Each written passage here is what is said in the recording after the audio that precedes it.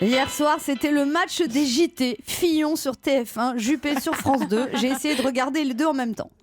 On se serait cru dans les années 80. Fillon avait même fait un brushing à ses sourcils.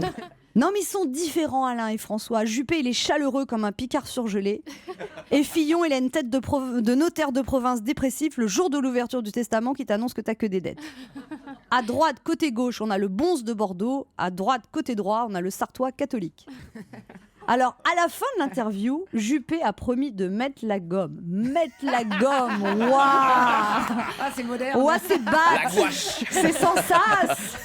Déjà avant, il nous avait dit avec vous, j'ai la super pêche. Ça faisait pas super moderne. Même dans les surbooms, on dit plus ça. Non, mais on le tient plus, Juppé. Bientôt, il va demander à son attaché de presse de faire les émissions de Guy Lux. Il va enregistrer un duo avec Mike Brandt. Il va prendre sa R16 et il va rouler à fond à 120. Non, le problème, c'est qu'il n'y a pas des grandes différences entre Juppé et Fillon. Il faut choisir entre à droite ou à droite, entre sérieux ou sérieux, triste ou triste. Ça va se jouer à un cheveu. Et là, forcément, Juppé n'est pas favori.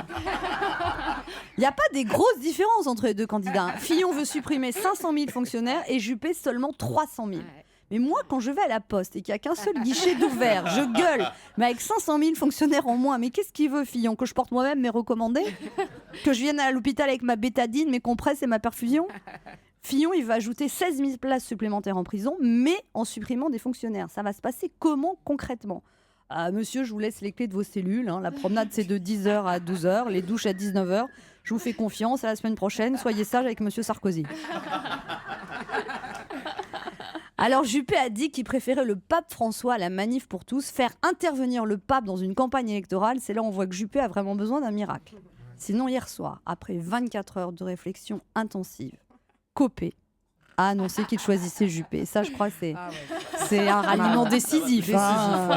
En même temps, Copé, ça lui a pas pris trop de temps pour donner ses consignes de vote à tous ceux qui avaient voté pour lui. 2 coups de fil et 3 textos.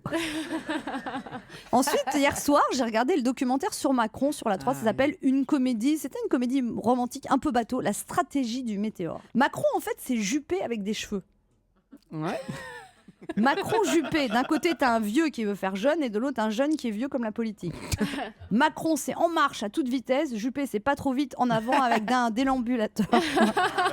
Ah non mais ça fait rêver. En fait les politiques nous promettent la lune, nous on aimerait les croire avoir la tête dans les étoiles, mais pour l'instant on a les 2 pieds dans la... Europe